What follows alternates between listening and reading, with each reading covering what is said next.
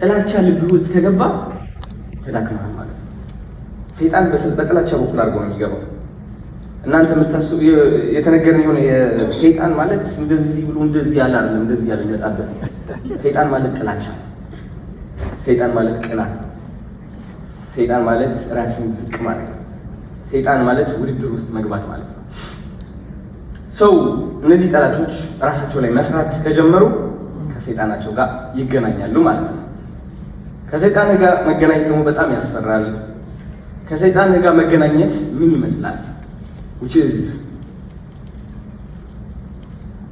እንደዚህ ቆመ ኦ ማይ ጋድ ራሴን እጠላለሁ፣ ኦ ማይ ጋድ ሰውነቴን አልወደውም፣ ኦ ማይ ጋድ ሰው እጠላለሁ በጣም፣ ኦ ማይ ጋድ ከሰው በታች ነኝ ብዬ አስባለሁ።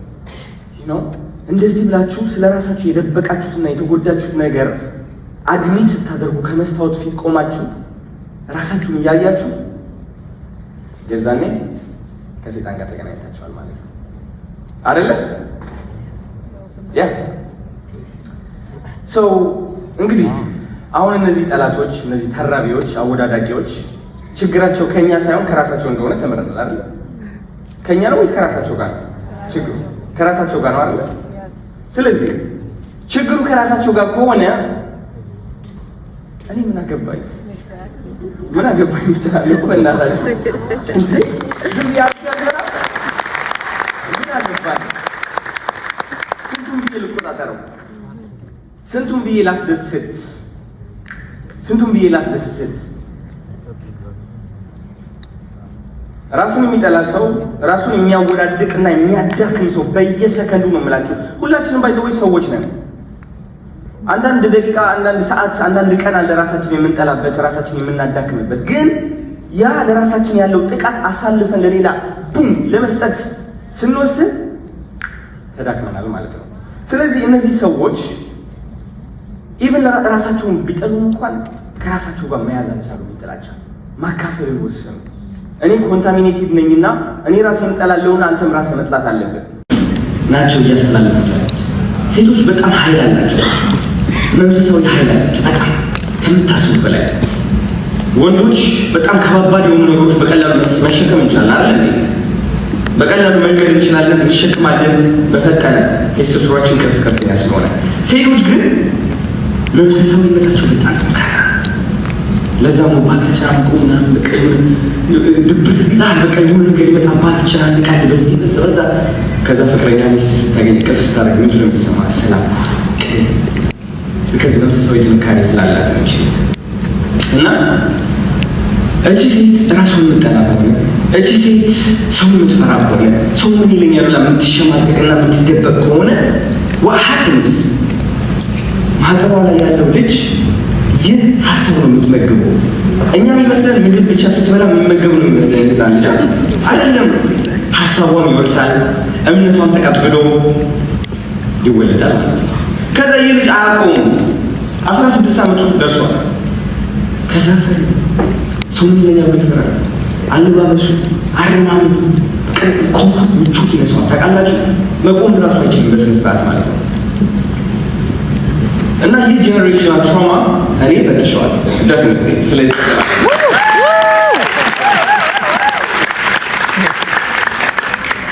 ፊር ኦፍ ጃጅመንት እንዴት ነው የበጠስኩት ልንገራችሁ። ቶሮንቶ ያለው ማንም ሀበሻ ሳያቀኝ ያደረግኳቸው የእብድ የሆኑ ስራዎች ማለት ነው። ኦኬ ሶ አንድ ቀን አስታውሳለሁ፣ ሳመር ነው በቃ በጣም ሙቀታማ ነው። ነጮቹ ታውቃላችሁ በጣም በቃ ፈታ ነው የሚሉት። በቃ ሳመር ሲሆን ምናምን ቁምታቸው አድርገው ምናምን ፈታ በቃ ኮንሰርት ነበረ። ይህ ኮንሰርት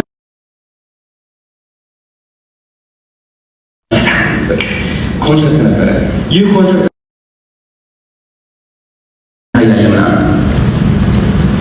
ነጮች ብቻ አልነበሩም፣ ጥቁሮቹ ማለት ዋናዎቹ ነው ናቸው። እነዚህ ደግሞ ቀልድ ያውቃሉ ታውቃላችሁ። ቡ ማለት ካለባቸው ይላሉ። አዎ የተባሉም አይተናል። ሰክረው ምናምን ገብተው ይዛኝ አይቻለሁ እኔ። ሰክረው ገብተው ይጃጃላሉ ምናምን በጣም ብሎ ነው የሚሆኑት። ቆንጆና ዛሬ አዶና ያለ ማንም ሰው ያገኝ ከዚህ አይ ሀበሻ ፈለኩኝ። መጀመሪያ ያደረኩት ነገር ሀበሻ መፈለግ፣ ሀበሻ ፈለኩኝ። ማንም የለም እንዳድለው ሆኖ ባይዘ ውጭ ሀገር ስትወጣ ሁሉም ሀበሻ ቤተሰብ ነው የሚመስል ታውቃላችሁ። it's crazy I don't know why ሀበሻ ፈልኩ በቃ ስራዬ ብዬ 5 ደቂቃ ሰጠሁት ስራ የለም ማንም ሀበሻ። ከዛ በኋላ ኦኬ ማንም ሀበሻ የለም ማንም አይቀርጸኝ ታውቂያለሁ ማንም አያውቀኝም ሰው አይምሮ ላይ የምትፈጥረው ነገር አለ ጠቃሚ ነገር እኔ ብቻ ነኝ የሚል ማለት ነው። ከዛ በኋላችሁ ሀበሻ የለም ተዘጋጁ ተነፈስኩ ጋይስ። ትላንት እንደምታውቁት የአዶኒ ቀን ነበር።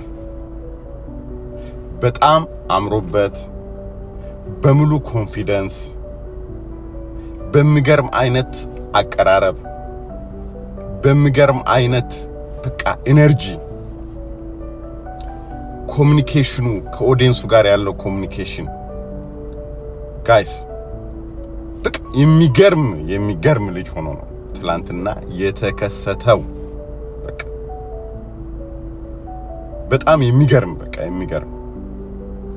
በጣም በሚገርማችሁ ሁኔታ አንድ የተረዳሁት ነገር ምንድነው አዶናይ ለሞቲቬሽናል ስፒከር ለመሆን ወይም አነቃቂ ለመሆን አዲስ ነው አይደለ? እንግዲህ ታውቃላችሁ ገና ፕሮግራም ይዞ ነው እየሰራ ያለው።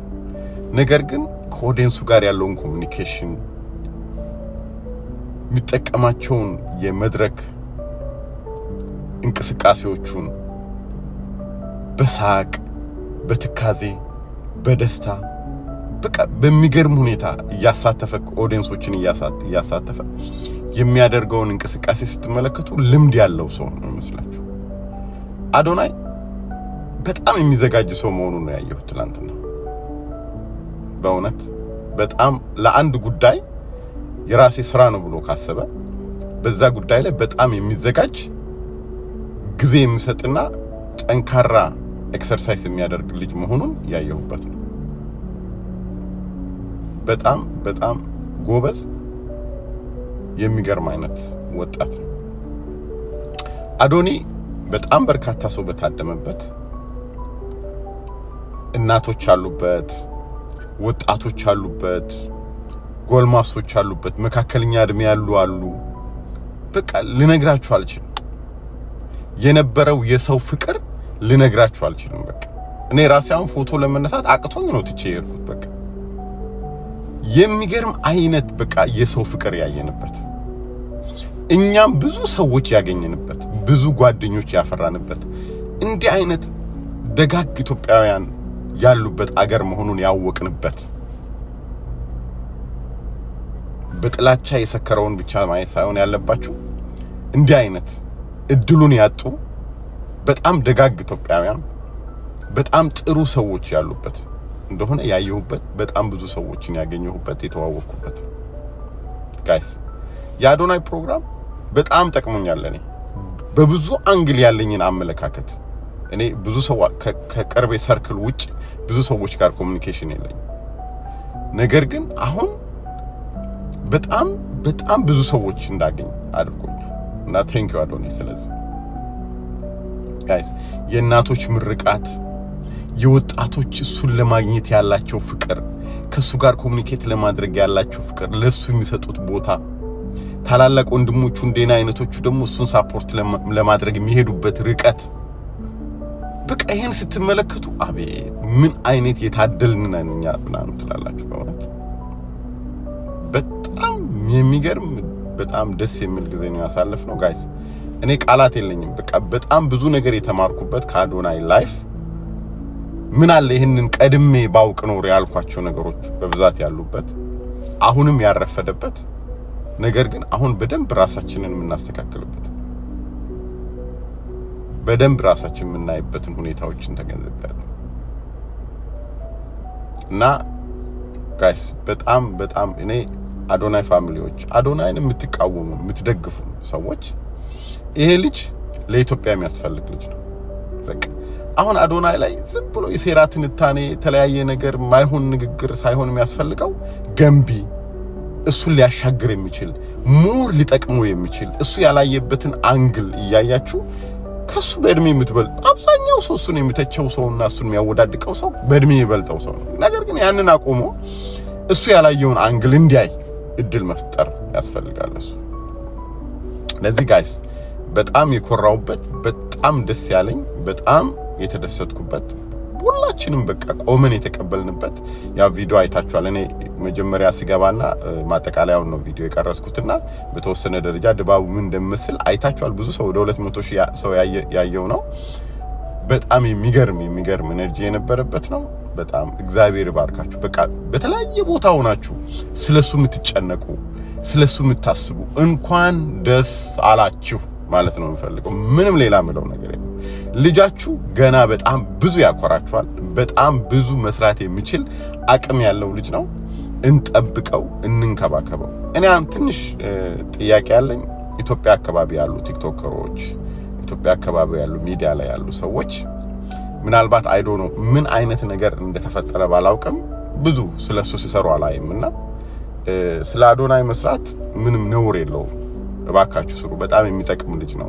ብዙዎቻችንን ኢትዮጵያን በኢንተርናሽናል ደረጃ ሊያስጠራ የሚችል ብዙ ወጣቶችን ከራሱ ጋር ይዞ መምጣት የሚችል ጠንካራ ወጣት ነውና እባካችሁ አዶናይ ላይ ስሩ። አዶናይን ፕሮሞት እናደርጋለን ከዚህም በላይ። ቴንክ ዩ ጋይስ፣ በጣም ደስ ብሎኛል። እንኳን በድጋሚ ላለው እንኳን ደስ ያላችሁ። ተሳክቷል። ቴንክ ዩ